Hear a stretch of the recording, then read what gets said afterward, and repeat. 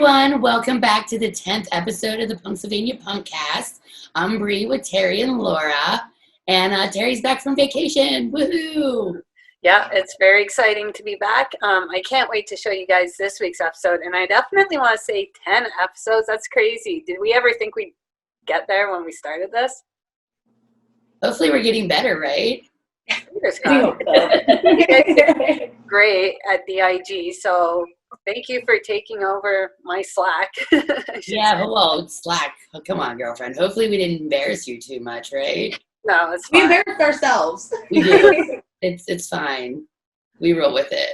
Yeah, but this one's going to be a fun one. Bree, take it away. For this week on Merch Table, we have Erin Burkett of Fat Wreck, and we're talking about starting a record label, DIY style. We talk about what it's like going forward in a pandemic. We talked about her daughter and like her musical skills and just a little bit of everything. We had a really good time. So let's go check it out. I wanna go to Camp Punksylvania. I wanna go to Camp Punksylvania. Hey everyone, welcome to this week's episode of Punksylvania. I'm Laura, joined by Terry and Bree, like always, and Junie B this week. And we are lucky enough to be joined by Erin Burkett of Fat Wreck Chords. How are you, Erin? I'm great. How are you guys? Hi, Erin. Thank you for coming. Thank you for having me. It's an honor. Yes, we are all very excited to have you. It's in this scene, it's very hard to find women, but strong women who have fronted, who started their own record company in the punk scene is incredibly rare. So this is an absolute honor. Business punks, as we like to call it. We are very honored to have you. So thank you so much for joining us. Thank you so much. I really appreciate it, and I'm honored to be here. Now, I guess we can kind of get started with the beginning. We're almost approaching 30 years for you guys, so it's quite... Yeah, it's insane. I mean, something that started as literally just something fun to do, and I definitely never thought that it was going to be profitable. I never thought that it was going to be a lifelong endeavor. I never thought that it was going to be a business. And I think that's probably one of the reasons why it works is because obviously it is a business, but I feel that I've never really treated it as such. It's so enjoyable to do what we do and be able to work with these bands that have become, my lifelong friends. It was certainly never my dream to start or own a record label, but it quickly became my passion. And I realized as soon as we got started that this was something that was just, it was special, and it still is. I mean, and I feel lucky to have been able to have this 30-year, which is crazy because that just makes me feel so hella old. And I just said hella. I used it 3 times probably already today, so it's fine. So what's It's very it like California, though. You don't say hella in Pennsylvania, do you? I mean, I've never been cool no matter where I go, so. No, sorry, Laura. What's it like, coming up on 30 years and also being stuck in the middle of a raging nationwide pandemic? I mean, that probably puts a halt to quite a few plans, I'm sure. It's been really, really hard for my bands, obviously, because not only are they hitting, obviously financially, they're all taking a massive hit, but emotionally, they're these, people that individual artists who decide that this is what they want to do with their life are a very specific kind of personality. And they really need to be able to get up and go and get on stage and perform. And that is the thing that brings them peace and gives them joy and makes them, feel alive. And so emotionally, obviously financially is bad enough already, but I think emotionally, this sucks. I feel so bad for all of my artists. I truly do. And also from my perspective, I don't think I realized how much I live for things to look forward to, like how much it matters to me to be able to travel and watch my bands live and go to festivals and things that are like up and coming. I mean, sure, my job is amazing. What I do, I'm so lucky to be able to do it, but you know, it still is a job. And there are things like when you have something that you're like, oh, because, you know, I'm going to get through these 3 weeks that are kind of sucking right now because in 3 weeks I get to fly out to Slovenia and go to Punk Rock Holiday and watch all my bands and hang out with my besties, and that's gone. You know, it's definitely, it's hard for everybody. I think all three of us have probably said that verbatim. Like there's nothing to look forward to get you through those crappy days anymore. You know, and I think that's saying it. Go ahead, sorry. I say from a fan perspective, like, yes, the artists need that energy on stage, but we need that energy too to like throw back at them because that is so lacking in all of our lives right now. I know. And I feel bad saying stuff like that because I feel like there are so many people that have it so much worse, you know? Absolutely. Definitely. I'm, you know, I have nothing to complain about. I am very lucky to be in the situation that I'm in, but it's still a very emotionally draining, and I wish that there was more that I could do for the music industry, you know, right now, because I don't know when we're coming out of this. Well, that's the tough thing is, you know, trying to plan things for the future when you can't really see an end to this at all. So like, where do we go from here live music wise, you know? It's really tough, and it's kind of scary to think about. It's really scary because, you know, and you have to be very diligent about what you're booking and what you're announcing and what your you know, presence is in the public eye, because it does seem so, with what's going on right now, what I do seems so trivial. I mean, and I hate saying that, but it just feels like, okay, so we're trying to come up with new merchandising ideas for our band and trying to generate new revenue streams for them that we haven't done in the past. But part of me just feels like, okay, there's so much, everybody is in so much pain right now. It feels, it feels trivial to be able to be promoting a new record right now. Feels like, oh God, is this really what anybody needs? Does anybody really want to hear about this? But then I realized, but yeah, because that's the fan base that you know is looking to us for something to look forward to. And if it's just a new record, distractions. Yeah, exactly. I feel like now as a fan, you know, more than ever, I've been diving into new music. I've been buying tons of records, tons of band merch and stuff, because like I can't, you know how much money I got in refunds and stuff like that I didn't even ask for on my tickets? I was like, oh my God, I have $3,000 back in my checking account. Like that's terrifying that like that was all going to like travel and shows. But at the same time, like I'm going to spend that money, so I want it to go to the people that saved me, you know? So I'm on Bandcamp all the time, and I'm buying merch and things like that. And I can't remember a week since this has gone by that I have not gotten a really cool package in the mail. That's great. Yeah, that's what we're looking forward to now, is the mail. That's what it's come to. I know, how sad is that? And I just can't wait for the day. Like for me, it's about the camaraderie too. Like I love seeing friends from all over the place. I love being with strangers and crying with them. You know, I love getting beer spilled on me. I love all of that stuff. And I really like, you don't realize how much you take it for granted until it's straight up gone. I love everything you just said except for the beer spilled on me. I don't like that. And right now at this point, I'll take it all. But yeah, take it at this point as well. And I'd probably even be like grateful if somebody wiped their sweat on me when they were walking past. Yeah. Right? Like thanks so much for being here. Oh my God. It's going to be so fun once whenever, next year, I guess, but I feel like chills that come on every time somebody tells me, like, just even the future, just the idea of even possibly going to a live show, like just all the bumps and everything like that. It's, you know, it's like a weird bittersweet feeling, you know, you're really excited to feel it again for the first time, but then you're like, oh my God, why is it going to be so long? I know. But in Canada, they're actually, aren't they doing like socially distanced shows now? So there was actually a concert on Canada Day. We were kind of the experimental. It's just about 45 minutes away from home, and it's called Southampton. So Sauble Beach. It's a massive freshwater beach. I think it spans like 5 kilometers. I can't explain how much. About 2 miles, and they had cars. So it was a drive-in concert on the beach.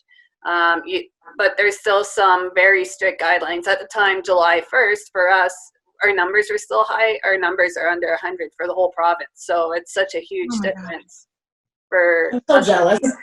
I'm so jealous. Yeah, and I think a big part of that, it's, you know, we don't have that huge, like we have a division, but it's, for this, we all kind of came together. We didn't have like, well, this is a fucking election year and fuck you, Trudeau. You know, like I think had this happened to you guys in a non-election year, you may have seen a different. No, because Trump's still president, so it wouldn't have made any fucking difference. Yeah, he's kind of a, yeah. I really do feel like he is the divide. He's really just what is lately has classified like that. Just 2 totally different sides of people. And like I always, my whole life, I was always like, you know, we are one. Everything works together when you know you're better together. But now it's so scary because it's like, how do some people think this way? You know, how do you get by, even just like with the mask thing, just getting by with thinking you don't require one? How is that a violation of your rights? Like, seriously, what the fuck? Like, there are signs in restaurants that say no shoes, no shirt, no service. How is this any fucking different? No mask, no service. It's the same thing. Absolutely. We talk about bras all the time. I don't wear this thing for you. For me, I wear this for everybody else, you know? And imagine if I started letting my titties hang. How many phone calls are we going to get? People are going to be pissed. You know, why the fuck can't we do that for a mask? Terry's got her tits out. I don't know about that. By the way, I have a 15-year-old daughter. I have a 15-year-old daughter, and they're all about no bras these days. That is like actually the thing. I was just going to say, like the free the boob is really a thing. I know. I've had kids, so no one wants me to free the boobs. And I had to question myself because the other day she was getting dressed and she had just like this little teeny tiny thin tank top on and she didn't have a bra on. And I was like, so you're going to go to the park like that? And she was like, yeah. And I was like, oh shit, what just came out of my mouth? So what I turned into? What the fuck happened? Go, be free. Yeah, free titties. Indeed. My kids are younger, so I even at 9, I'm still like, you know, or should we maybe wear something? And I try not to because I'd like for my daughter to be able to be a strong, independent, make her own decisions. But society still fucking tells me that everything's wrong, and it's kind of like trying to find. At 15, I don't know. Yeah, mine are 9 and 7, so the whole 15-year-old is terrifying. Right oh now. My God.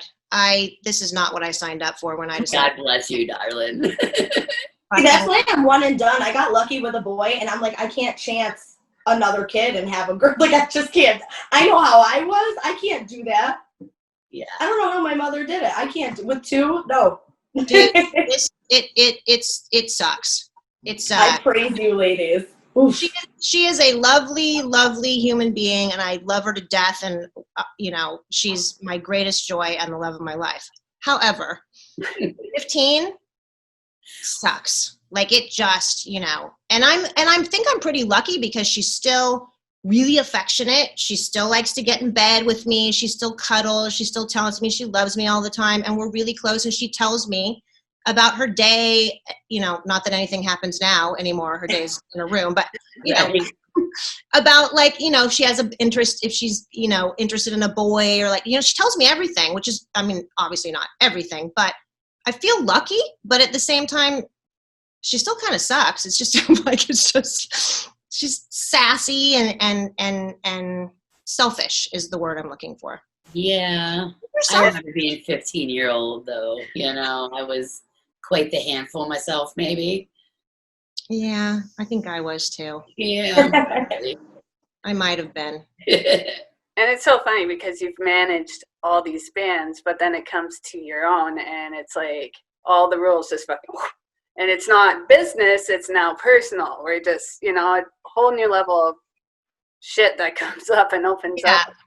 Except for, you know what, this is the thing about business and personal. That fucking saying about how it's not personal, it's just business, that's bullshit. I think that's total bullshit. I think everything is personal. Absolutely. I definitely take a lot of shit to heart. Fuck that excuse about it's just business. No, everything that is meaningful is built on personal relationships, including business. Well, and I feel like if you would like a successful business, you have to give a shit too, and that makes it a little personal, you know? Whether you want it to be or not, you have to give a shit about it. No, you wouldn't do it.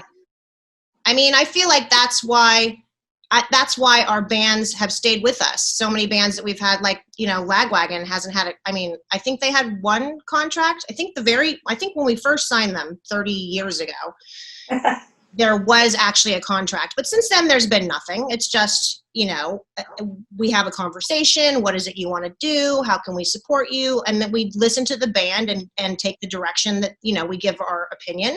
And sometimes they take our advice. Sometimes they say, no, thank you, you know, and I think that is why our bands stay with us, is because it is a personal relationship.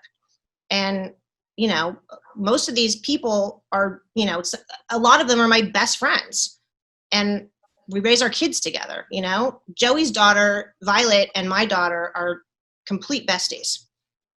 In fact, they're at Golden Gate Park right now together, and I hope they're socially distancing. Not from each other, they're fine. They're in a bubble, they're okay, but I hope they're distancing from everybody from the rest of the world. Yeah, exactly. They say they are, but I don't think you can trust the teens. No, you can't trust the teens. I know, I'm always like out driving, and I'm like, you. Same.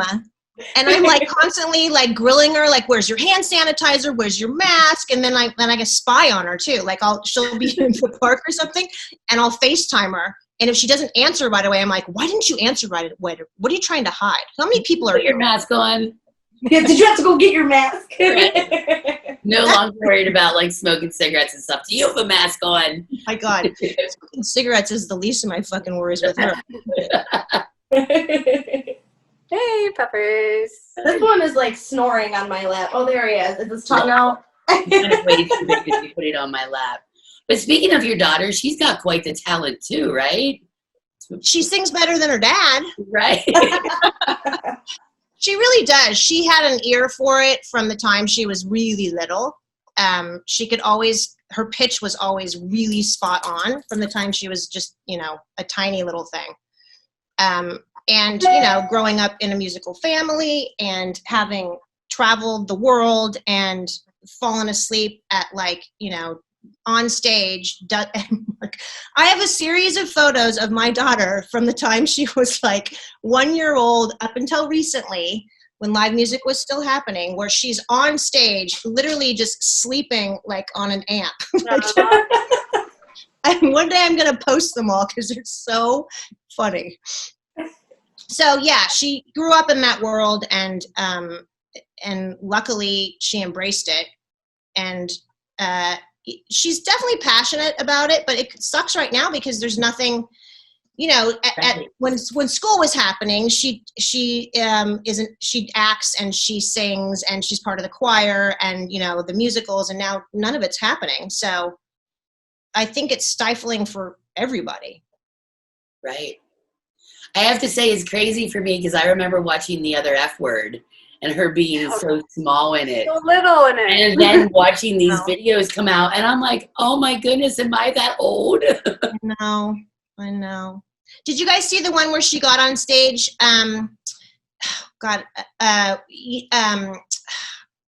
At the Parkside, and I'm trying to remember, what do they call it? It's Stacy and Jenny we from were just talking about this. Yeah, right before you jumped in, we were just talking about it. Yeah, why can't I remember what their side project is called? Why can't Sidewalk? The Vagabondies. Oh, the Vagabondies. Yeah. So she we got were on stage just talking about this. That's so funny. Yeah, she got on stage with them at the Parkside, and she sang, and it was like the sweetest thing. It was really beautiful. I was like, oh my God. I know, it's really cute. I'm surprised she can do that because I can't. I am in awe of people that can actually get on stage and sing in front of people, because I used to think that it was pretty simple. I mean, sorry, let me rephrase. I didn't mean that. What I meant was the nervous, anxious part of it. I didn't really understand how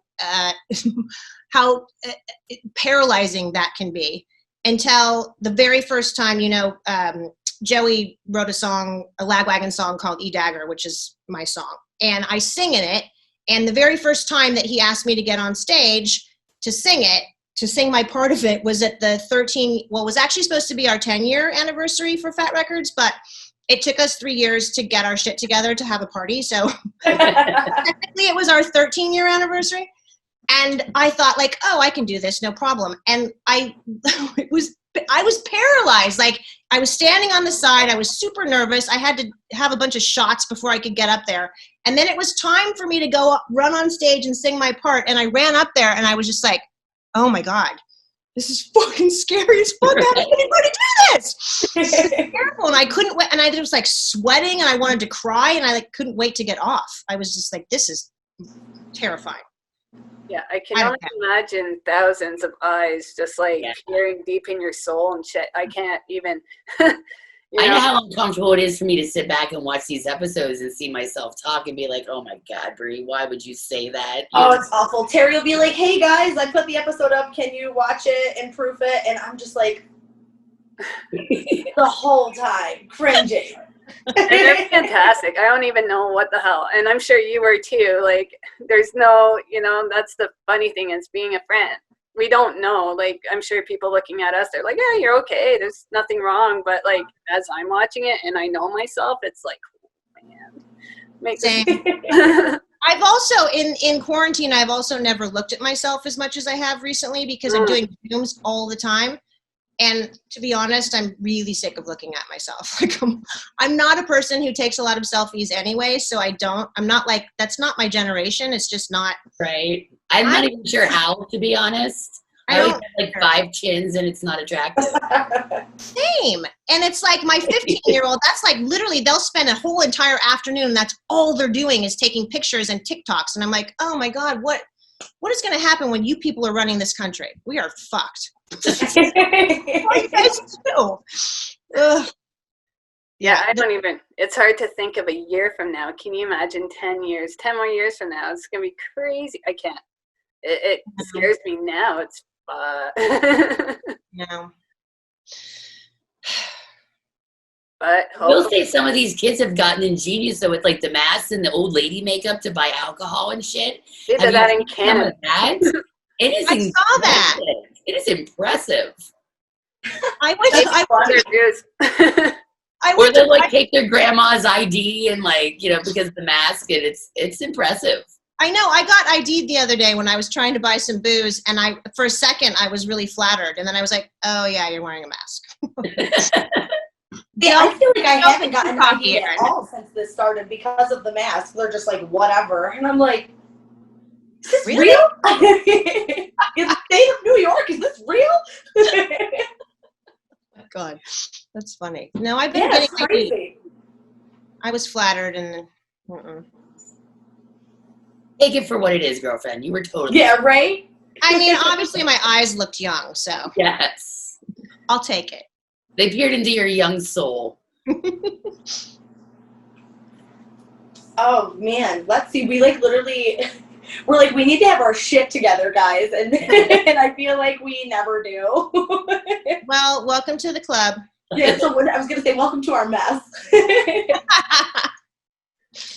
So I guess I kind of would like to know what it's like watching your like core bands that you started with still like throwing out fresh as fuck albums, like Lagwagon's new album, right. and you know what I mean, things like that. Like I think it's really cool to watch, but I mean, as somebody who's like had these bands like under your wing since the start, like that's got to feel pretty like humbling. It feels amazing, and I'm completely and totally in awe of these bands. And the bottom line is, no matter how hard I work, no matter what I could have tried to accomplish in my life, without these bands, I wouldn't have any of this. Fat Records, we are so lucky to have formed these relationships at such a young age, and it's like a perfect circle of events that just sort of like all fell in line. I feel tremendously lucky that we have had the legacy that I feel that we have. And I am forever in awe and in debt to all of the bands that I was lucky enough to meet 30 years ago and have been so tremendously loyal and have stuck with us. I mean, I find that to be like the biggest compliment that anybody could ever pay me. Absolutely. And the fact that you're able to do all that with not today's technology, right? Like you guys really maybe had a fax machine, email wasn't quite a thing yet, internet, like what the fuck was that? Oh my God, right? I know. There weren't, we didn't have cell phones. How do you like that? I'm Right. kidding. Like the very first time that I went to Europe was right after I started Fat with Mike. And I remember that we were supposed to be meeting up with some people. And back then, I've had this conversation with my daughter, and she's like, how did you even exist like that? Like, you made a plan to meet somebody at a certain time in a certain place. You had to show up because you couldn't tell them, you couldn't contact them and go, oh, hey, I'm running late, or, oh, my plans changed, meet me at this place. I mean, that is how fucking ancient it was when we started Fat. It's crazy. Yeah, I mean, I'm a bit of a hoarder, and so I don't throw away. We still have all this shit at Fat, like our invoices that I hand wrote, like, and then we would like hand write, like it was actually like, it was like a triple copy. You press really hard, and then that makes like 3 copies. Yes. We would hand write the invoices and then fax them to the distributor. Oh my God. Who has a fax machine? Darla doesn't even know what a fax machine is. Right. You could probably sit her in front of one and be like, here, send this sheet. Be there for I'm not even sure if I remember how, since it's been so long since I've had to do it, to be honest. It's weird. Carbon copy papers were definitely a saver back in the day, and in some cases still are, but I probably would have been a mess back in the day without. I use it at my restaurant. We're super old school. Like we handwrite everything. We don't have a POS system. Oh yeah, it's very old school. They're like, we shout orders back to each other. It's almost like it's like the early 90s in there. There's punk rock blaring from the stereo, people screaming at each other, tickets flying everywhere. It's great. That sounds awesome. I miss working with my staff. It has its perks. I mean, we're like a big, huge family there. Like those people I hang out with them, I'm there every day still. So it's like who I'm with during quarantine. Well, we've all been working at home. And so every morning we do a Zoom call, which is great because at least we get to still have that sort of like, camaraderie. And then you guys know what Slack is? It's sort of like instant messenger. And then we Slack all day long, and it's very much like we're actually in the office giving each other shit and like all like. But Right. I mean, I don't know. I never really thought that I would miss being in the office as much as I miss being in the office. I think it's routine, right? Like I'm currently working from home, and I hate the fact that I'm stumbling out of bed right at work time. And on some days it's nice, but other times it's like at the end of the day, it's like I looked forward on those single days was to go home and see my family. Now everybody's here all the time, and I'm just like, I am done. It's a long day. You have 2 kids? I do. Oh God. I have 2. So at the time we had online schooling with them too, because our schools closed down in March. So they did the online thing, and trying to get a 5-year-old to sit through a day's worth of schooling with a 9-year-old sitting through a day's worth of schooling and still trying to do my full-time job. I was up till midnight because I can't imagine that. Like trying to put a 5-year-old in front of a computer screen like that. No way. It was my 4-year-old would be like, yeah, right. I've been lucky that my kids' teachers were quite engaging. At least they were to me. I learned a lot that year. Like, He's like, I learned more than the kids. Yeah. Learned how to read, do my alphabet in French. It's great. But it still isn't the same. She misses her friends. I have to become her friend, and we were close. We're close now, but Yeah. it's not the same. And I can't wait for all this shit to come back. I wear my mask. I make them wear their mask. Now they're going back to school in September. I guess Are they? Yeah, they're testing Is it things like out. in person? Yep. Yeah, because Canada has their shit together is why. Because you guys beat it and we're still idiots. Darla finished school, finished the end of her school year from her bedroom, and she is starting school again on Monday Oh my. from her bedroom. Like I remember thinking when this happened, I remember like it was March 17th was the day that we went into shelter in place. And I remember thinking, oh God, how are we going to make it? How are we going to make it through till April? And then I remember thinking, God, how are we going to get to May? And it's fucking August. Yeah. I have 4 kids, and they've been home with me since February, all day, every day, in my face. Wait, you didn't just say Making 4, did you? I did. 4 whole children.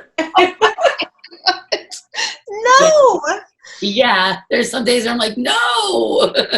Oh, you poor thing. I'm so sorry. But it was okay. In the cannot beginning, like imagine. we were making cakes and doing art projects, and now I'm just like, please get out of my face.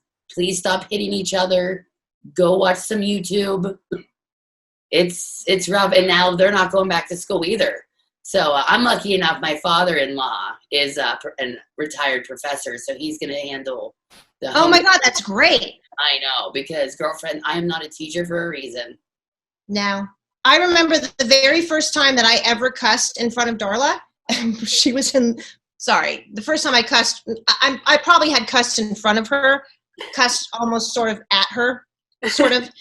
We don't. She was We don't in 4th grade, and she needed help with her math homework, and she asked me how to do something, and I said, this is how you do it, and she goes, Mommy, that's not how you do it. And I was like, it is how you do it. She's like, no, it's not. And I'm like, then why did you ask me how if you're telling me? She's like, well, you're just doing it wrong. And I was like, oh my God, I don't remember how old I was. I am 45 motherfucking years old, and I'm fucking telling you this is how you do it. And But I was it's like, not though. That's the crazy thing is it's all so different. They bring home math and it's like alligators and there's no numbers and I'm like, how am I It's supposed to solve this? What does this alligators. Then don't ask for my help. If you're just going to tell me that I'm wrong, I don't need to hear that. Jesus. Yeah, I I don't don't- know I'm lucky my son's only so 4, but- he's 13 and is taking like theoretical geometry or something. Yeah, like how the fuck do you help him with What does that? that even mean? Darla took calculus last year. Yeah. She's 15 years old. That's crazy. She took They don't calculus. get that till 60. I never even made it to calculus. Like, I was just gonna say, I don't think I've there. ever taken calculus. I'm like, what? I don't. Good luck. Yeah, for a long time I thought calculus was a calculator. Just fancy name for it. You know what's funny about that is they actually need a specific calculus calculator to take Yes, calculus. they do. Yeah. Anyway, back to the music industry. Yeah, right. We're getting all hot and bothered about education We're systems. Back to the music industry. What about the music industry? You guys still have a physical store as well as We do. a record label. Now things are being handled differently through the store. Like, is the store? I have been pleasantly surprised how well we've been doing in the pandemic. I think probably because of what you just said, people are really, since they don't have any live music to look forward to, they are actually looking forward to new releases. And so we have been trying to, it's been difficult, I think, because this has been a particularly a slower year for us in terms of new releases, because nobody can record right now. So basically whatever we had slated already has already happened. I mean, we have a couple more releases towards the end of the year. No Effects is coming soon, and one other one. But anyway, the point is, so we have been trying to come up with like ways to sort of reinvent things. And so we've actually been doing well because people have been sort of excited about anything new that they can look forward to. And so our office has been technically not closed. We've never really been open to the public in the first place, but we've just basically mail order has been shipping consistently the whole time. The brick and mortar stores were closed down for a couple of months, but a lot of them have reopened. Our distributors never really shut down, so luckily there was stuff still shipping. Everything has slowed down because in terms of getting manufacturing times, everything's been really slow because everything's coming by boat instead of plane now. So it's taking like 2 months longer to get vinyl than what it used to, which is a bummer. But I feel really fortunate that we have not been hugely impacted by the pandemic, which is why I keep trying to come up with new ways to generate more revenue for the bands, because they're the ones that are really suffering because, most of their income is from touring. And wow. I thought you guys had a fantastic NoFX t-shirt that says, I didn't go to a NoFX shirt, and it has the skull with the mask, and it's to support the crew. I thought that was a fantastic thing to do. These people are still working in the scene, even though we don't see them right on stage. They're the security, they're the venue holders, they're the ticket holders, they're the ones that are building your physical stage, and they still need support in all this. I think it's very important that, I hope that NoFX, what they did was fantastic, and other bands are also, they have to support themselves, but they're also supporting those who have been there for them since, making sure they're safe and up on stage and, rolling their cables and stuff, because that shit in the sun when it's 95 degrees out is definitely not an easy feat. That shit is way harder than what the band's actually doing. Yeah. Way harder. Yeah. So, we always push it here, support the bands, buy their stuff. It goes not only to the bands, but I'm sure there's tons of people that, follow. And I want to say a big thank you to NoFX for doing that, because I thought it was a fantastic idea. I definitely bought my shirt that day. Aw, thank you. Oh. Yeah, there's been a lot of really cool, it's cool to watch bands like that kind of step up and think about the people that are, like you just said too, that help them out and help them put their shit out to the world too. It's a really, I think it's an important thing for us to recognize too, as fans, to support that too. Like you just said, we have to make sure, like without those people, we wouldn't have NoFX up on stage. You know what I mean? We wouldn't have anybody up on stage. It takes an army to, Terry and I were lucky enough to score backstage all access passes to Camp Anarchy last year. So we got a taste to see of the shit that really goes down. And we were just floored by the people back there just whizzing around, not even talking. It's mind blowing the amount of people. It really does take a village to make that go down. So it's props to those bands for doing that. We think it's huge and it's awesome. Yeah, I have a production background, so it's I kind of nothing to that scale. I only ever worked in theater, but the shit that goes down, it takes months of planning just for tour. And I'm sure that when you initially set up your tour dates, you guys are in meetings up until day one. Planning every single step from safety to stage to lighting to sound to, procurements of new materials or cables and shit that you guys need, the bands need. So, it's so much. It's so much work. That's where I'm a little weirded out about what's going to happen for us next year when we actually get to pull off our first year of our festival that was supposed to happen this year. This is your first year? Yeah. It was supposed to be. It was supposed to be last weekend. Oh no! So it's sad weekend. That's so sad. I'm so sorry. It sucks. Oh, we're trying to right just take it as it is, and we have an extra year now to kind of get our shit together a little more, because we are learning as we go. We just started this up not even a year ago as just three girls who really give a shit about the scene and want to be around our bands and our friends. So we're let's make it happen. And We don't know what we're doing. But None of us know what we're doing. None of us know what we're doing. You Yeah, just learn. I think the most important thing is that you just care a little bit, and well, we all come from different backgrounds too, which is a nice. Like we all bring different assets to the table. Like I'm a project manager, so I have no problem being like, you do that and you do this and we need to do this. And I mean, Carrie's got her awesome production background, which has been vital just to even this whole show right now, you know. And then yeah, for sure. The business aspect to it. And the graphics, her graphics are on fire. Oh, thanks. But getting her spreadsheets with all the totals of the tickets, and then we had to return our tickets too. We gave everybody the option. You know, we didn't want to have people out of their money during this time, so we definitely gave refund options, and Laura's on it. Like, well, you know, like that's what we hope that people are going to come next year, obviously, but we're not assholes. Like we can't just keep that money. We know people are out of work and stuff right now. I'm so sorry. That's okay. I'm surprised mine aren't doing it right now because someone rang the doorbell and I thought, oh, there it goes. Now all the dogs are going to start shouting, but we got lucky.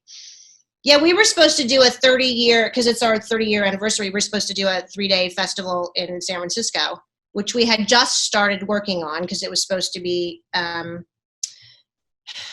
we were going to do it in October, but we hadn't actually finalized everything yet. We were just sort of working on it and luckily hadn't announced anything. You know, we weren't that far along at that point, but it usually takes us a couple years to get our shit together anyway for these. So now we have another year to work on it. And we'll call it our 30, but it'll be our 31. Yeah, we held off as long as we could just to see if the tide was going to change, but it just wasn't in the cards this year. I know. I'm just really hoping that by next year, mostly America could get their shit together so that we can figure this out, because I want to visit you guys so bad. I know, we just want Terry to be with us. Like this all the time. Aww, I know. It's gonna happen. I know. We're supposed to be. I mean, one of my best friends lives in the UK, and our kids have grown up together. And we try to do 2 holidays a year, and we do like a summer holiday, and then we do winter break. And so this is the first year in a long time that we haven't done our summer holiday. And I'm sorry. I mean, I don't. When is Europe ever going to even let us in anymore? If I were Europe, I wouldn't fucking let Americans in. Right? No.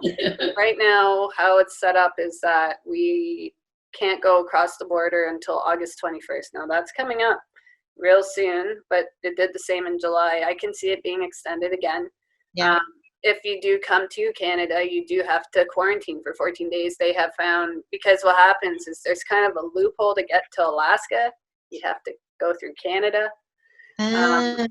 So they've been catching a lot of people that haven't been staying on their path and charging them. Right. It's like you look at, you know, like you said, you've got friends in the UK and stuff, and we have obviously friends in Canada and things like that, and we are like the laughing stock of the world right now. So embarrassing. And it's like when you're, you know, like when your parents embarrass the shit out of you when you're like in high school and you're just like, man. Yeah. That's how I always feel lately. I'm just like, always please don't look at me. I didn't contribute to this.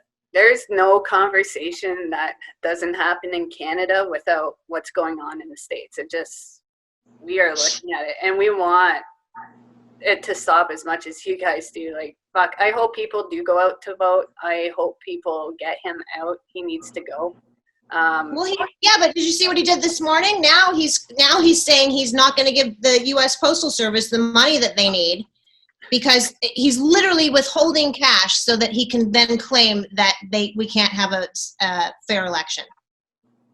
Cool. Yeah, the USPS, their union, came out with a fantastic poster, which was, you know, rain, line across, snow, line across, sleet, line across, fascism, line across. We'll still get your packages delivered, and I thought that was fantastic. That is awesome. I haven't seen that. Is awesome. That's really cool. Yeah, I was like, it's also really scary when I would say, isn't that the Postal Service has to make like an official statement. Have to come out and say that.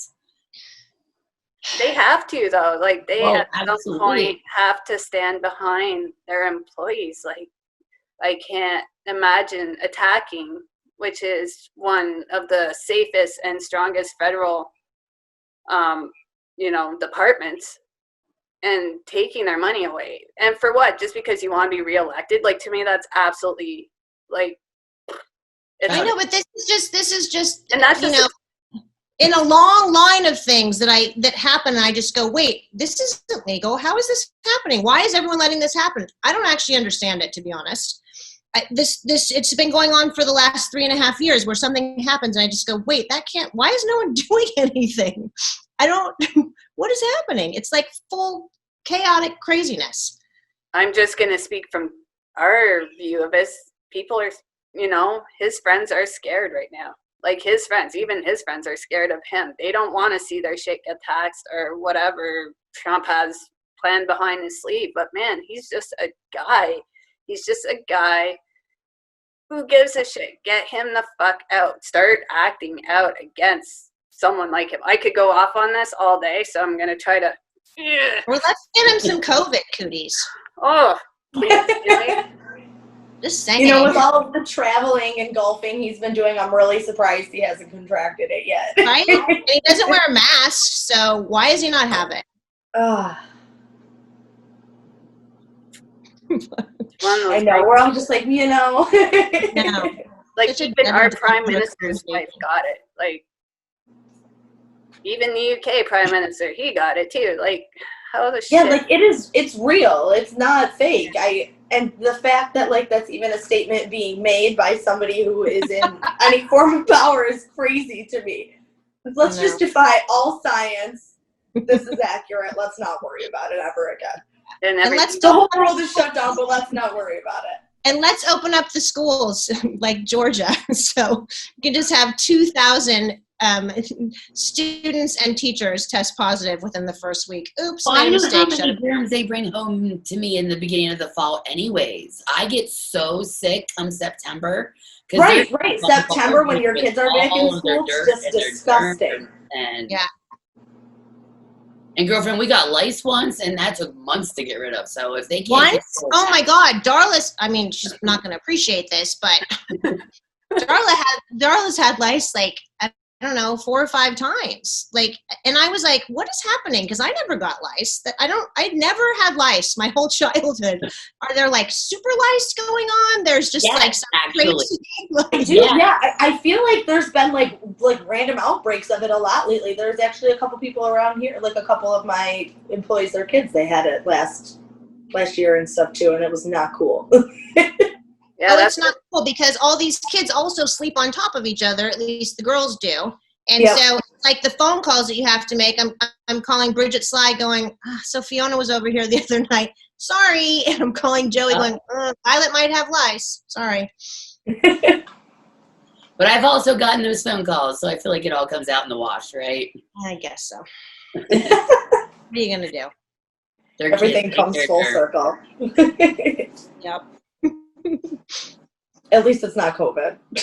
It's true. At least it's not COVID. Yeah, I'm still like steaming over the whole politics. Just, it's warm. I know. I can't even. Every morning, I feel like I wake up and as we all do, because we're in this era of technology, you look at your phone, and every fucking morning I say to myself, stop looking at your phone when you wake up in the morning, because it's just so depressing. It's like you wake up and you're in okay mood, and then you read about the politics of what's happening, and then you read about COVID, and the news immediately, like within 5 minutes of whatever great mood you were in when you woke up, you're like, oh, everything's fucked, totally forgot. Oops. Yeah, it's kind of like you wake up and you're like, oh yeah, this is just the next day. We're still here. We're still here. Yep, March 439th. Right. Anyway. No, it's wild though, because that's really what it feels like. I know. And like for me, it's crazy because I'm not like I've been going to work every single day since this, and I feel like I've been working a lot more since this has happened because we've been like down employees and stuff. So like I'm in a different cycle of just like overload. I feel like, and then I've got friends that are like, man, it would be really nice to go to the gas station. Yeah, and I'm like, I would love. I want to stay home for a couple of days. but I don't know if I But can I'm do that so either. sick of my house. Same. Yeah, I painted So- my whole upstairs because I got so sick. This is new paint on my wall, and the rest Very of it nice. upstairs. Yes. Yeah, that's what happened to me. I was home for like 3 days and I redid my whole bedroom. I was like, yeah, no, I gotta go to Because work. I got bored. I can't do this. Yeah, it's definitely trying to find the things that kind of keep your mind out of what's really going on and keeping. And I But think even then, after a while, I just got That's- sick of like trying to be productive, you know, and like, I don't know, I just got to the point where I was just over all of it. And it was like January and summer vacation was just starting, but really we had been on summer vacation for like 3 months at that point. And You know, I mean, I feel like I've done. In the very beginning, I embraced it a little bit, and I was like, okay, this will be fun. You know, we'll stay home and we'll have some more quality family time, and we'll do some like fun projects together. And that lasted about a month, right. and then and then I realized, like you're saying, I actually feel like I maybe work a little bit more now than I did before. Because everything takes a little bit more effort. Like everything is, even just communication takes more effort because we're not all in the same space. And also really trying to come up with the emotion, like trying to get over the emotional hurdles of everything. Every conversation I think takes longer for me. But whatever. I just think that once we're past this and we go back to when we are able to go back to some semblance of what our normal life was like, which I don't think it's never going to be normal again, but whatever version of that we come back to, I think that maybe we will appreciate it more. At least I think that I will, because I feel like part of me definitely took a lot of my life not for granted, because I know that I'm a person that is very appreciative of what I have, and I know how lucky I am. But at the same time, I do feel like I was really taking a lot of it, just not really appreciating, not living in the moment, not realizing, oh my God, I'm so fucking lucky that I get to do all of these things and the travel and the festivals and all of these amazing musicians that I get to be around and work with and call friends. Like, I definitely am now really taking stock of how lucky I am to be where I am and have had the life that I have. And when it comes back, fuck yeah, I can't wait. I'm not gonna take it for granted ever again. Right. No. Do you feel like planning things is like, are you guys like in limbo right now? Because like we don't really know what's going on. Yes. Yeah, I feel like that's the boat we're in. Like we want to do so much stuff, but it's like we don't know what our limits are. We don't know what we can do, when we can do it, how we can The do it. porta potty companies are going to be in business this time next year. You know, That's exactly right. I mean, and think about like in San Francisco, we already have a lack of live music venues already. We've always been challenged in that respect. And one of my favorites, Slim's, I don't know if you guys have ever been to San Francisco or ever seen a show at Slim's, but it's one of my very, very favorite venues. All of my bands have played there. It's it is just an absolute positive San Francisco staple for live music. It's done, completely done. And I just read an article yesterday that said that the new Simoneers bought it, and they're going to call it something called YOLO. And there's not going to be any live music. They're only doing EDM. They're only having DJs. That's the worst. That's the worst. And there's going to be a dress code. I got like halfway through the article, and I was like, I'm going to throw up. Like, this is what's happening. Like, you know, businesses are going under and are not surviving this. And I don't know what version of it we're going to come back to, but I can promise you the next time I go see a band play, I am going to fucking appreciate that shit. And I'm going to really, really take inventory and take stock of how lucky we've been to have the life that we have, and moving forward, the life that we were talking to Christina just a few weeks ago, and you know, how smaller bands, how do they compete with those larger scale bands where they're pulling in millions in revenue just from one show? You know, like, I'd love to say that punk pulls in that kind of money, but the reality is a small club show in Toronto will not pull million, say like a stadium show, and how does that look like for those smaller bands? Exactly. I mean, Fat has different sizes. We've got some smaller bands that would just play like a small like 100 capacity club, and then we've got like No Effects is obviously doing like festivals. So we're all over the place, but I think what's happening is that I don't know how those smaller clubs are going to survive, because especially in San Francisco, when the rent is it's so expensive to live here already. Right. And so their rent and or mortgages are huge. And now they're reduced to maybe selling cocktails. Last weekend or 2 weekends ago, I literally only left my house like 2 or 3 times to see anybody. I did a social distance picnic in the park that was across from the club, the Parkside. And obviously the venue is closed down. And I think that probably almost every one of my bands has played the Parkside at one time or another, if not, half a dozen times.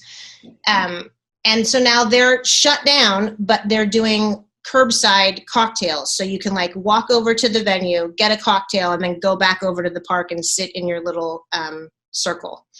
So whenever I can do stuff like that, and a lot of my friends are doing that, and a lot of bands are trying to do that. I mean, like, I do feel like the punk community has a long history of banding together and trying to like support our own. Right. That's one of the beauties of this genre of music. So I do feel like people are trying to do that, but I don't know if that's going to be enough. No. I live outside of Pittsburgh, and there's always been a great local music scene. But we're watching all of our venues just close one right after the other. And I mean, I'm not even sure there's going to be a place for any of these small bands that only pull in, 100, 150 people. Like, I don't know where they're going to play. And that's terrible. I have a feeling we're going to end up seeing like that resurgence of like that DIY basement shows, like the VFW shows, things like that. And like, that's really fun and exciting. That was my childhood. I love that shit. Dang. When Mike and I were in college together and we were just first dating, there was a warehouse in Emeryville that everybody used to play at, like Green Day used to play there. And that was I think it was a squat, actually. I'm not even sure that it was legal, but there were like, a dozen people that lived there, and it was just like a big giant warehouse, and they had like sectioned off little zones that were considered to be people's rooms, but they weren't really rooms. I think they were just like boards put up. Anyway, there was a giant warehouse space, and they used to have like parties there, and then everybody would pitch in and get a keg, and that's what we did all through college. That was my life as a kid, for sure. Yeah.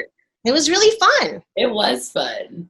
But it was back before cell phones once again. And so like if you were going with a bunch of your friends, I remember one time there was like 12 of us, and we all pitched in ahead of time to buy our own beer to bring to the warehouse. And Mike was driving his van, and then I was like following in my Daihatsu. And the beer was in his van, and I was following him, and I had like, 5 people in the back of my car, and then he had like 6 people in the van. And then he went through a yellow. The light was yellow. You're supposed to stop. Right. He's fucking following you, and you have all the beer. And he went through, and that was it. I was like, oh shit, now we're never going to find him. Like, just went through, no cell phones, can't connect, took all the beer. My favorite story growing up is there was like 5 carloads of us going to Pittsburgh for a Warped Tour when we were like 19. And nobody had cell phones back then. One of the cars broke down. It took us a good probably hour to figure out that one of the people weren't with us. And like trying to just find that person was... I know. And then trying to get over all the bridges in Pittsburgh without a GPS, like, kids don't even understand. I know. I've lived in this city for 35 years, and I still use my GPS sometimes. Because I just can't figure out the fastest way from point A to point B. I know that I can get there, but maybe not the fastest route, so I still use it. Right. I'm a geographical idiot, to be honest. Same. it used to really bother me. I remember because I could never, like, I've always had a problem with geography. And I remember being in college and thinking, like, I'm a really smart woman. This really fucking pisses me off that I can't figure out where's north, where's south, where's east, where the fuck am I? And I really tried. For like a good year, I really focused on it and tried to fix it. And finally I just went, you know what? My brain's not wired like that. And I'm still fucking smart. I just can't do this. I gave it up. I hate when the GPS is like head west, and I'm like, bitch, just tell me left or right. I don't Exactly. What the fuck is west? What do you mean head west? I don't know where that is. right. If I knew where west was, I think I could figure out where to go. I know which way to go. I'm like, yeah, I don't know west or east. Whatever way the blue arrow is going is where I need Not to a be. sea captain. Seriously. A sea captain. What are you drinking? That's like the biggest, giantest thermos ever. I knew it was coming. Everybody, it's just water. Like, it's not cool. It's just water. This is Jug, though. He's like our co-host. Yeah, he's kind of become our unofficial mascot that we didn't know we wanted, but are happy to have. That we absolutely needed, for sure. I mean, I'm always thirsty, and I don't drink anything but water ever. So I'll pound like 2 to 3 of these a day. Dude, And you everyone's ever stop peeing? Right. I'm forever peeing. I have to apologize for taking off because after 2 kids, I just can't. It just doesn't hold the same way as it used. No worries. Eh, But if I don't even think I drink one of those a day. Like, that looks like all I drink for the whole day. It's 52 ounces. You know. Canadian. I'm trying to think how much that is in terms of like how I normally drink. I think that's more than I normally drink. It's for sure more than I normally drink. It's a super lot. But I don't drink I used to drink a ton of coffee. I mean, like a disgusting amount of coffee. And I used to smoke cigarettes too. So I was like, I'm not doing any of that anymore. So now I just drink water and like sometimes What do you do for fun then? That's enough for another day. Listen to punk. Yeah. I mean, I drink a little bit of alcohol, but I get really nasty migraines. So I'm like, I gotta have a trade-off here. Like, do I want to get drunk and feel like shit for 3 days, or just watch all my friends and not have a migraine? Yeah, I can choose my battles. I'm usually one of those friends that she's watching. I've been abstained from alcohol now for 9 years, so I can speak for, thank you. Myself, personally, I love watching you guys just get plowed. It's an absolute joy. It happens. We have like a happy hour segment, and that's not cute at all. It is for me. I think it's hilarious. I have a great time. I didn't have that conversation with my boyfriend because my boyfriend's sober. Oh. And I don't think he particularly enjoys me when I get wasted. Different. So I'm married. If I were to witness my husband act like some of my friends, I may feel exactly the same. Yeah. It's kind of a different, hey, I don't have to bring you back home or anything. So you go right ahead and get it. He's ultimately not responsible for me. No, not at all. Usually if we're out, which we don't go out anymore, obviously, because no one goes out, but when we used to go out, if I would have some cocktails and I would get to a point and he'd be like, okay, I think you've maybe had enough cocktails, and I'll be like, I am a grown-ass motherfucking woman, and I will tell you when I've had enough cocktails. Yes. The second that comes out of my mouth, I go, oh, I am getting drunk. That's what I say. Oh, maybe I did have too many cocktails. Maybe I did. Oopsie. The filter. Yeah, that's We're entitled to it now. Every once and again, right? Every once in a while, it's fine. I For just me, put it has on to my be alter every once in ego. a while. I gotta play safe, but I like to let loose though. It is fun when you're finally like. That's why I love going to shows. Like, I usually don't have my son with me. I usually do have a couple drinks. I don't have any responsibilities. I don't have to go to work the next day. I didn't drive. I love that. Like, that's one of the huge things I miss about traveling to festivals is when I do that, it's actually like, I'm not a mom for a bit. Like, it's like, it's nice to be able to like only have to worry about yourself and maybe your bands, but only yourself and not a kid. Yeah, for sure. I always feel, sometimes I feel like fucked up saying things like that, but then I'm like, you know what? I know I'm not the only person. I know I'm not the only mom out there that was like, I need a little bit of me time, you know? For me, that's like my sanity. I don't think it's Like, fucked it's up. I think crazy. it's real. And I was a stay-at-home mom for 12 years, so I feel like I have more than made up, you know, during that time to have an evening out on occasion. Bree, you can take like a month. Yeah. You could have all of quarantine, in fact. Yeah. All of it.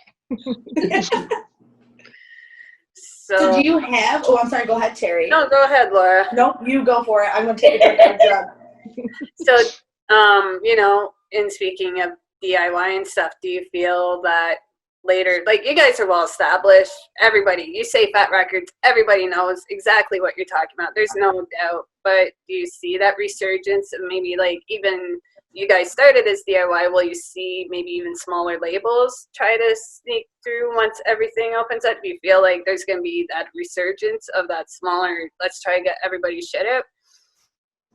I mean, to be honest, I don't know. I am in awe of any smaller label that starts and actually is able to make it work in this particular climate. And I don't just mean 2020, I mean like in the last like decade or so. Because I just feel like there's so many, like there are so many old school that are still at it. We're still here, like Epitaph's still here, Fat Records is still here, you know, and people like Red Scare, Toby, who used to work for us and who was able to like actually go on and start a label and is able to earn a living off of that and pay his bills.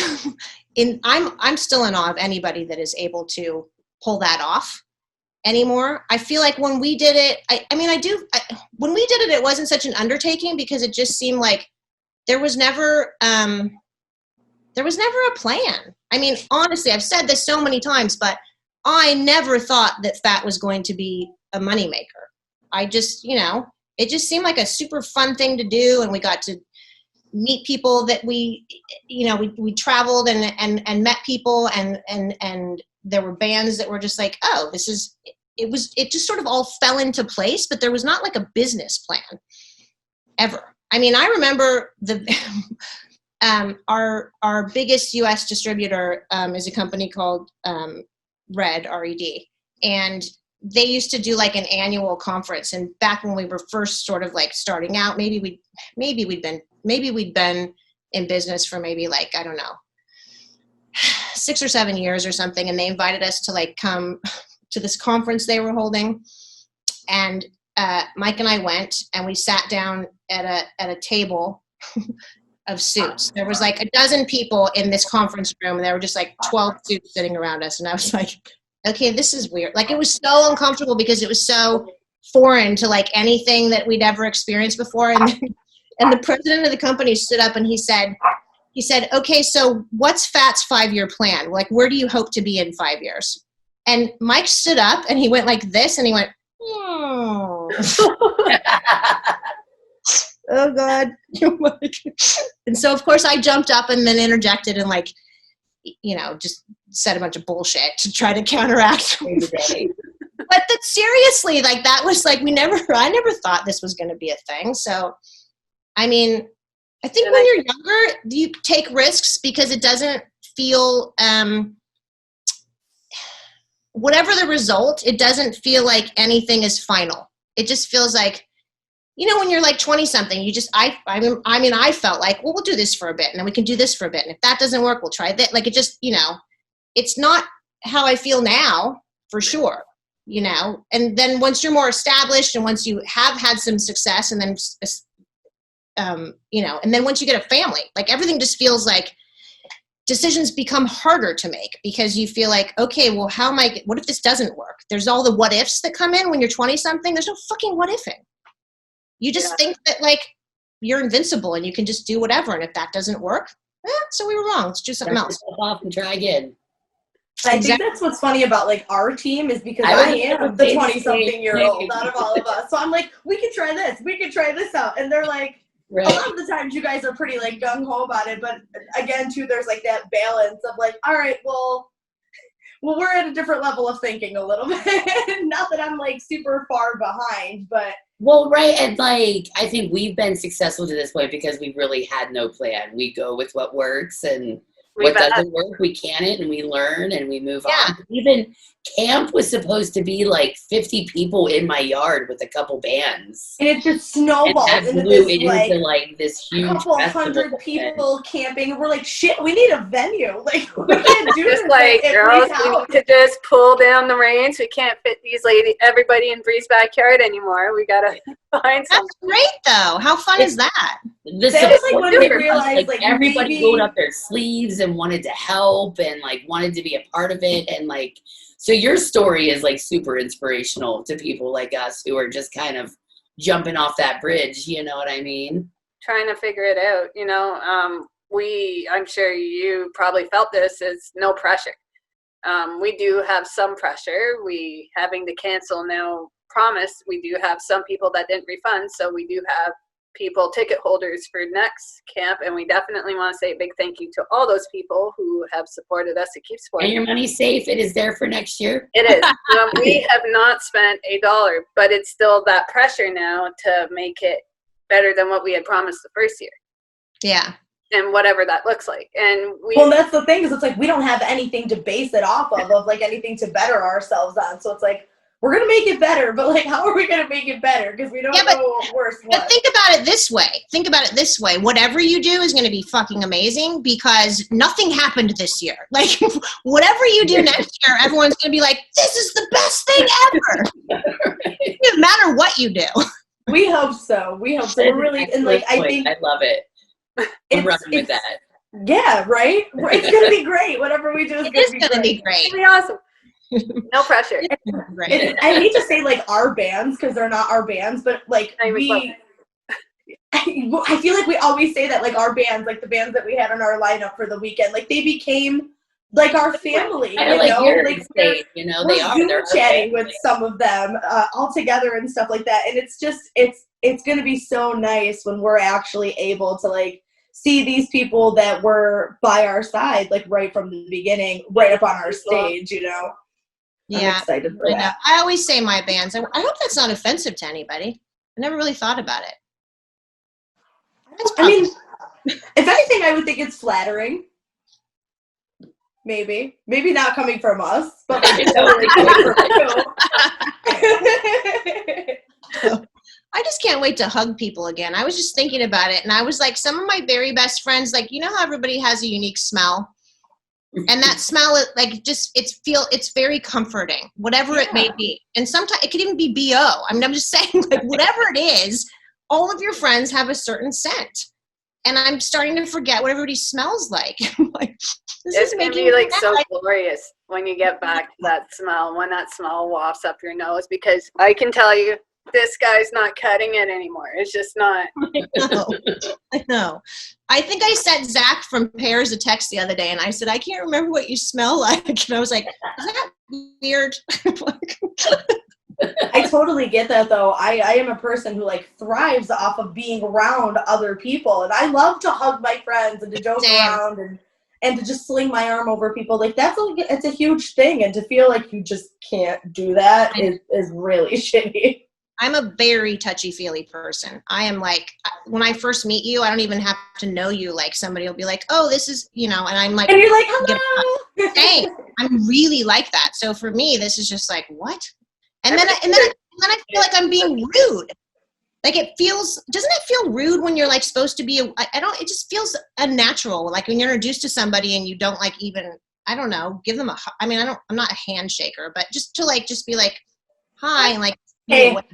I'm French, so it's part of our culture. And I always tell people, because they seem to be weirded out. And I think it's so weird to me because I'm like, I'm going to hug you. If I like you, you're going to get hugged. And I don't even really have to like you. You're going to get a hug. And people are just like, what? What do you mean affection that is beyond this, you know? And it's like, I grew up in the Dominican Republic, so we hug and kiss each other constantly. Say hello, to say goodbye, to say, hey, we're going to the bathroom. Yep. You know? Same. In fact, it's kind of a thing with me that this is going to sound terrible, but I'm going to say it anyway. When I know that people aren't huggers and it kind of makes them a little bit uncomfortable when I hug them more. Yes. That extra squeeze. That's Like, I'm going to make you love this. Hair a little bit. Like Russ from Good Riddance, we had this thing for years and years. Like I would, because he's such a lovely, lovely human, but he's not a big hugger. And I am. And so every time I would see him, I would come up and just give him like this big giant hug and he would just like go stiff. Finally, like one year, I don't know, like maybe 5 years ago or something, we were at a festival and I gave him a giant hug and he did that thing. And I was like, Russ, you know what? Here's the thing. You're going to just have to pretend that you like this. Can you just do me a favor? And he was like, what are you talking about? I love it when you hug me. And I was like, wait, what? You do? It was the weirdest conversation. But ever since then, now he hugs back. Aw. Sometimes you need to add that little, break the ice beyond the ice. Maybe nobody else really hugs him. Maybe he's just not used to it. Maybe Russ needs hugs. Aw, Russ needs hugs. Russ, we love Good Riddance. Well, he's engaged now, and he has a lovely fiancée, Jessica, and I think she's probably giving him lots of hugs, so maybe that's why he's warmed up. Sometimes See, that's all it takes. just need to melt the heart, I talk about it a lot because I'm a bit of a robot, but I still need that physical connection. I think that's very important just to get to know somebody even, right? Like, you take the time to get to know someone. Why not want to embrace them within your space? I'm all about sharing space. So, I think that's beautiful. What a great story. I never realized, like, until this, like, how much of a physical person that I really was. Until, like, you have to be cautious of, like, who you touch and when you touch them and things like that. I was like, Jesus, like, I'm always like, oh, hello, or going to hug somebody and things like that. And now that I feel like I look so sketchy because I'm always like, oh, I'm sorry now because I don't know what to do with my hand. I touch my face a lot. Same. Yeah. All the time. I'm always worried like about my mask and stuff, so I feel like I'm always touching it, making things worse, and then I get paranoid that people are like, can you stop touching your face? I'm having like a lipstick problem with the mask because I always wear lipstick, and so now like the inside of my masks are like smeared pink, and I'm like, so that's why I'm always touching the mask because I'm trying to like not get it to be like rubbing against my. I need to just get over it. I realize this is not a problem. Joker across the lip, just like that's what I would look like if a mask and lipstick. You gotta get the right lipstick, Terry. Hey, so I wore lipstick at camp because I really don't wear it. And I swear, I had it in my teeth. I had it, like, in my line. I swear I found some up my nose. When I blew my nose out, there was lipstick in there. Like, I don't even know how you guys even wear makeup. It does not compute. Like, you guys should have seen me half an hour before we shot this. I made the mistake of trying to put my eyeliner sitting down. And it straight up went this way. And oh boy. It was a mess. I was a mess. So I'm a barely functioning adult. To me, it's a little like relaxing. I like crank my music up. I put on like a certain playlist. I'm like no pants or minimal pants, and I'm just like going for it. Then I look in the mirror. I put on my makeup every morning with no clothes on. It's such like a very like refreshing feeling, isn't it? You're like, I take it when I put on my makeup. I don't think. What was that? What I'm going to wear is like the last thing that I do. But now it doesn't, I mean, literally I put on a dress today and I was like, oh, a dress. Like I haven't put on a dress. I normally wear dresses like almost every day, but I haven't gone anywhere or done anything. So. Yeah, I actually felt so good. I put fishnets on for this interview. I don't know why. I just felt like it needed it. I put my heels on, what I like to wear at shows. Yeah, right here. They're great. And I love it. I felt so happy putting them on, but at the same time, it was kind of like the cloud of doom and gloom. Went like, fuck, I usually only ever wear these for shows. No, that's like one thing I really miss is my show attire. Like, I miss what I like what I miss wearing my battle vest and things like that. and like my Vans, my dirty little Vans everywhere. I miss I have a that. dress on, I always have fishnets. It doesn't matter if I'm just going to like the store for cigarettes. If I have a dress on, I always have fishnets on. I have to, because if you can't tell, I'm the most pale human being on the planet, and the world cannot handle how bright these legs are without something like over the top of them. They're just really terrifying. I was looking at my boots this morning because I'm a dress and boots girl all the way, and I was looking at all of my boots in the closet, going, nothing, just nothing, like nothing. They're just, no one's taking them out. No. I know. Like, when can I wear you again? I don't know. I know that's been my problem too. I'm like buying all this band merch. I'm like, I can't wait to wear it. And I had nowhere to wear it to besides like work. No. Hopefully this eventually does end. I know that there's still some bands that are starting to announce their dates. I know, and I hope. I'm really cautiously optimistic, but I'm still pretty cautious. Like when our bands are talking to us about rebooking their dates and then announcing, I'm like, I don't know. I'm not sure that it's safe to be doing that at the moment, to be honest. I don't. I feel like that's the thing. Is like, how do we know? Well, America's fucking blowing it. So I think we know that probably, like, maybe you can tour Europe if Europe decides to let us in. Maybe you can tour Canada if Canada decides to let us in.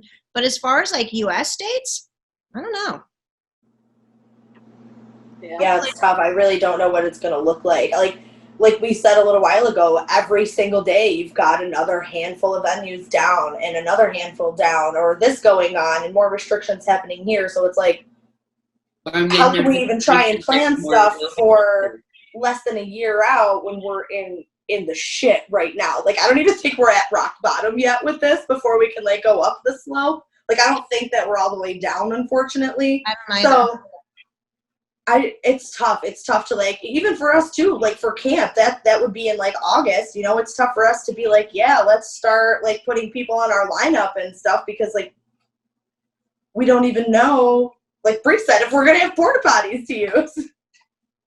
And there's a whole lot of woods out there I'm willing to pee on. We are really camping. I'm going to be doing it from Canada to the States anyways. I might as well just mark my territory all over the venue too. Terry is here. Might as well. I mean, I don't know. Maybe it'll just be up to people like us that are still left to fix it, you know? Like, when the dust settles, maybe that's our job. Maybe we're the ones who have to go out and reinvent Punksylvania. And how do you, like, you still have bands that are still releasing stuff. How do you go and support these bands? Because I kind of look back at the old days of like CDs. You know, it's so easy to just go to the Columbia House or wherever you got them. Me being from northern Canada, I was just outside the Arctic Circle. It's the only way I could access music. Now it's kind of everything's open. You can do it. How do you kind of try to make yourself on top that next level? What brings you above that as, you know, it's as a business? I'm very interested to see. I don't know if you have an answer for me, but I'm just I'm not sure that I have an answer either. I know that, you know, the Bomb Pops was the last record that we put out right before everything went to COVID shit. And it was a huge bummer for them because I feel like I feel like their latest record was their best record, and they worked so hard on it, and we really carefully laid out, like, you know, a touring plan for them and a social media plan for them, and they did 3 different videos. Pardon? I had tickets to see 2 of those shows, actually. Yeah. And so everything was very carefully, like, they took a long time for us to figure out the release date and made sure that, like, everything was carefully planned out. And then the record came out and boom, everything went to shit. And so that, you know, as a label, that sucks. As a band, that sucks. That's really, really hard for them to have put the last, you know, year or so of their life into this album and then have it released to no one being able to, like, they're dying to get out there and play these songs live. So I have kind of felt like part of me has, there's definitely a lot of conversation that goes on in our morning Zooms at FAT in terms of whether or not we advise a band to wait and put something out when they can actually tour it, or just get it out there because people want to hear it and people need it. And there's been, a lot of conversation back and forth, and I'm still not 100% certain what the right answer is, but I can tell you that most of our bands don't want to wait anymore because they just feel like, look, we've been working on this for the last year. It's done. We love it. We're proud of it. We just want to get it out. Like, we really want it out there. We want to share it with everybody. So we've been, and as we always do, we listen to the band. But I do feel like it is a lot easier for us to market a record when they can actually tour. And it's not, and it's just, I hope that this year doesn't just become a wash, like it's going to be like a do-over, like everybody's going to, when we can actually go back to live music next year, I feel like everybody's going to be like, okay, now we got to get another record out because now we got like to get back into the flow of things. So it's tough. I don't think I have the right answer for you. We're experimenting and we try to listen to what the band wants to do.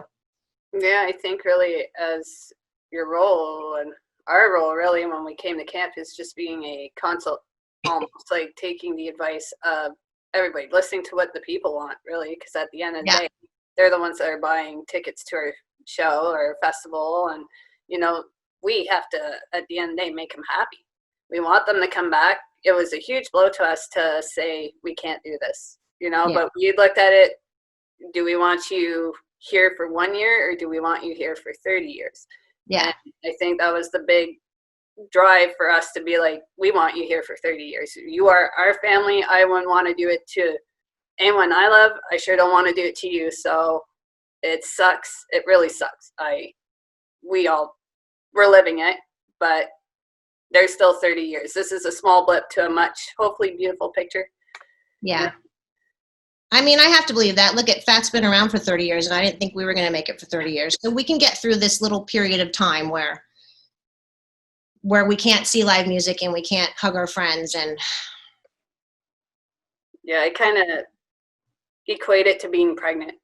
It sucks. I hate it. I'm big, I'm sweaty. You're just like waiting it out. Just waiting it out. And I went 2 weeks overdue, so I know waiting it out. Well, it's funny because we were on it. I was our label manager is a man called Bart. Sorry, that was a weird formulation of a sentence that I came up with. But we were on Zoom the other day, and Bart was saying something about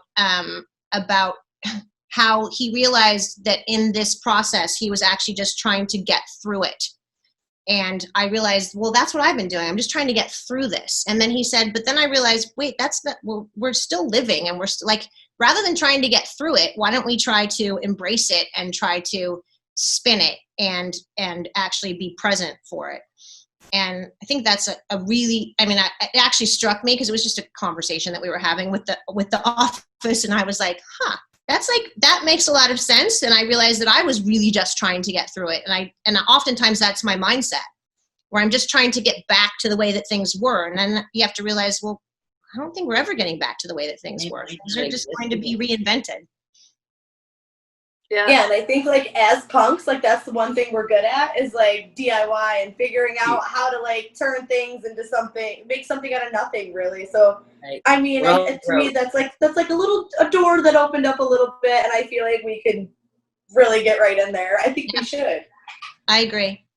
But yeah, like you said, we have to kind of wait till the dust settles, but I think after that, I think it's time to jump in and make sure that like we don't lose what's important to all of us, and that is live music. I've been telling people to like go and support Nito and all that stuff like that. Like I actually just right before we did this, I typed something up to one of my sister's friends. I was like, please, like if you give one shit about live music, like make some noise about it, do something. Yeah. No. Yeah, I hope so. I do have little different question. You know, in the punk scene, they've been calling this shit out for years. I'm sure even back in the earlier days of Fat, you know, politics and the war on cops and drugs and everything like that has been sung about. We're all living it.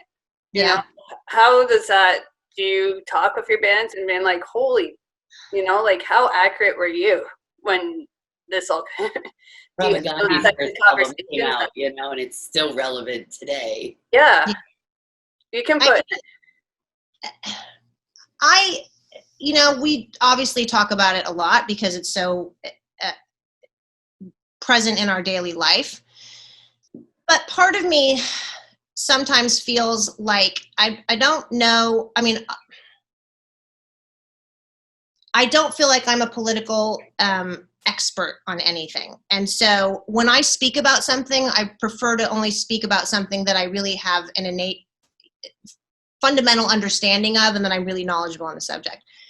And so for part of me feels like obviously we are supportive of the cause, and we have been, you know, Fat has chosen to do certain fundraisers, and we've donated to various Black Lives Matter foundations, and obviously want to be supportive of that whole thing. But I also kind of feel like I don't know that people want us to be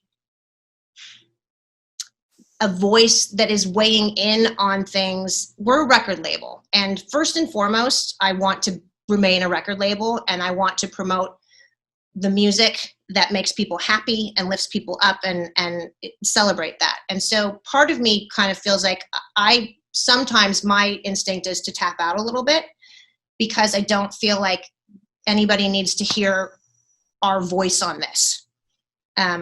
But having said that, when you don't say anything, then people think that you're not supporting it. And so it becomes this fine line that we walk. And so I do feel like we've been trying to balance that. I don't want to be chiming in all the time because I don't think that it's necessarily that important what Fat Records has to say on this matter. But I also do feel like it does matter that people know, obviously, that we are supportive of the cause. And that, especially with bands like Anti-Flag and Good Riddance, and, you know, obviously they wouldn't be on this label if they didn't think that we were like-minded. Clearly, they would have bailed long ago, you know. So I feel like that it's a fine line to walk. Yeah, I'm just in awe that they've called this out. You know, relevant songs from, say, Anti-Flag or Propaganda always comes to mind for me, is as relevant then as it is now. Propaganda came out in '86. You know, that's crazy that I can still listen to that early album, and it could have just happened yesterday, really. Well, Propaganda is one of the best bands ever, so. Great. So it's not surprising that they were, what's the word I'm looking for? I was going to say prophets, but that's not what I meant. But kind of. Well, and that's crazy. Like, they started from the beginning with Lagwagon and NoFX, and they're still in it now until this day. They have, you know, we're going to hopefully see them at Punk Rock Bowling next May. We all bought our tickets, so our fingers are crossed. I haven't bought my plane tickets yet. I know I haven't bought my plane tickets yet either. I'm like, my ticket rolled over for next year, but like. I got my ticket in my hotel, so. Did you? Waiting for transportation, waiting for the all clear there. I'm just trying to keep a PMA there. Like, I really.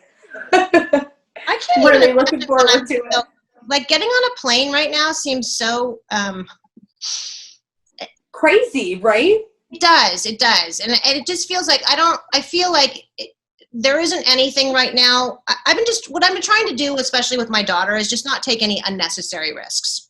Right. Obviously, if there was an emergency and I needed to be somewhere, I would get on a plane. But as far as, like, you know, voluntary travel, I can't imagine what I would get on a plane for right now. And I hope that feeling goes away. I don't want to be this, like, weird like we were talking about with like the whole touching thing, I don't want to come out of this a different person. I don't want to come out of this with a person who's like scared to touch anybody or hug anybody or like constantly using hand sanitizer or like, you know, afraid of germs on a plane. I don't want to be that person. Like, what?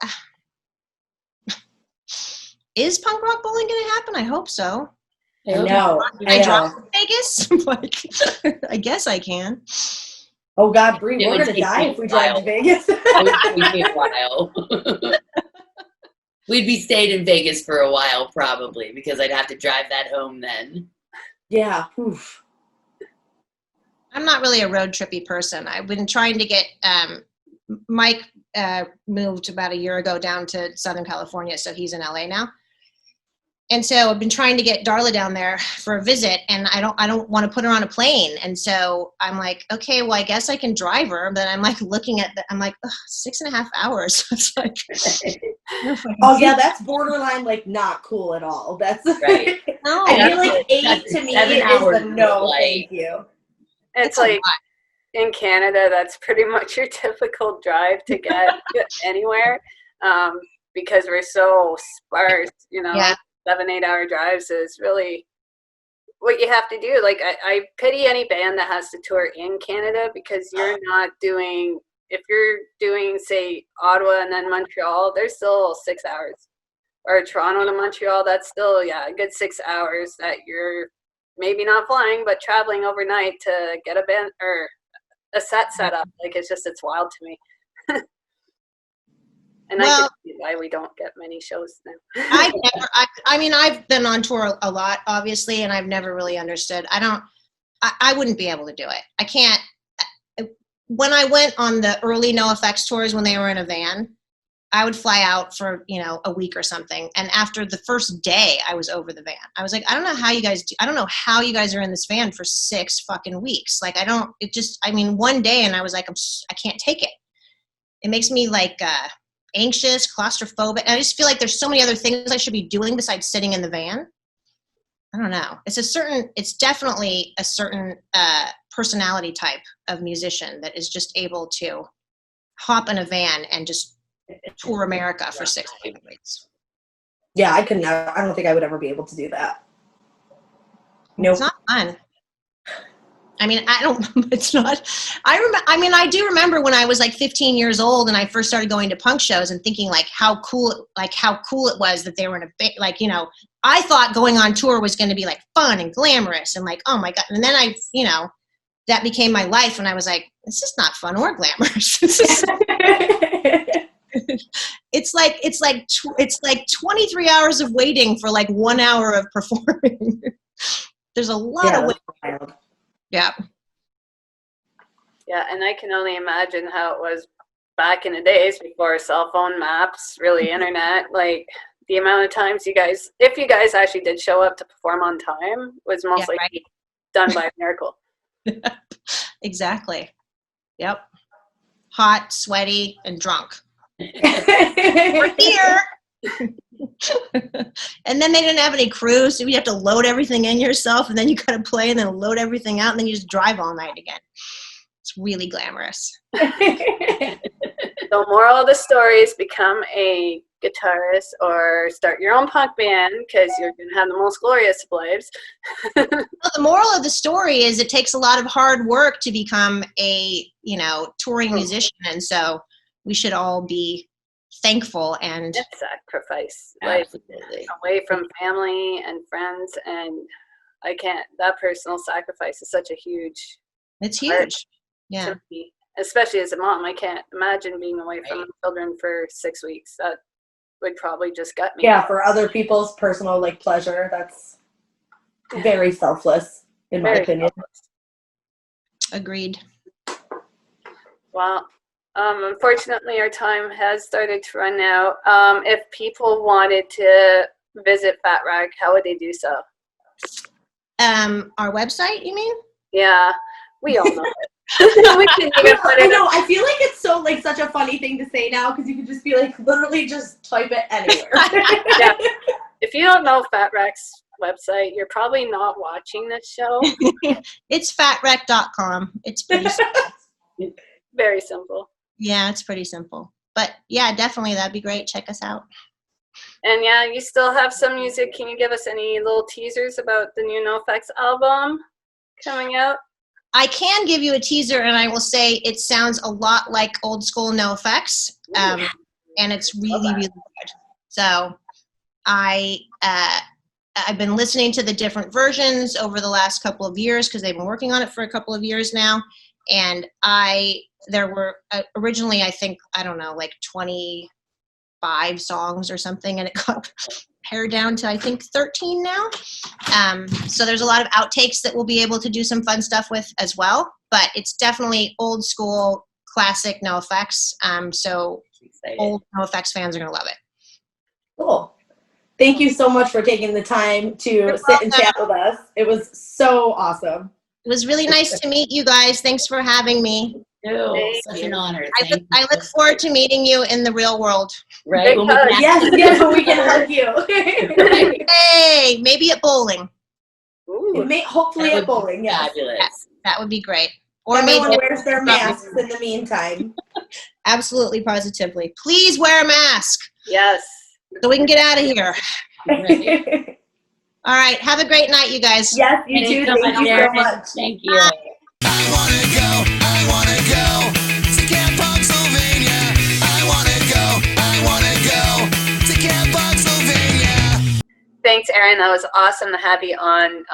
Thank you for taking the time to speak to us. It was really cool to find the cool stories between you and Mike and everything like that. So it was a great time to be with you. So if you guys haven't checked our stuff yet, make sure you go to camppunksylvania.com or punksylvania.com.